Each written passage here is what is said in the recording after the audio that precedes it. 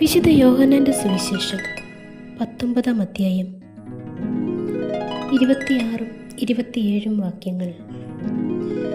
യേശു തൻ്റെ അമ്മയും താൻ സ്നേഹിച്ച ശിഷ്യനും അടുത്തു നിൽക്കുന്നത് കണ്ട് അമ്മയോട് പറഞ്ഞു, സ്ത്രീയെ, ഇതാ നിന്റെ മകൻ.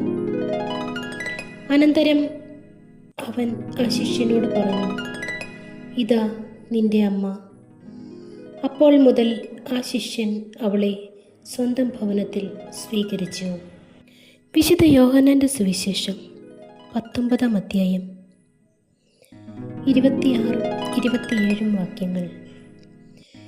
യേശു തൻ്റെ അമ്മയും താൻ സ്നേഹിച്ച ശിഷ്യനും അടുത്തു നിൽക്കുന്നത് കണ്ട് അമ്മയോട് പറഞ്ഞു, സ്ത്രീയെ, ഇതാ നിന്റെ മകൻ. അനന്തരം അവൻ ആ ശിഷ്യനോട് പറഞ്ഞു, ഇതാ നിന്റെ അമ്മ.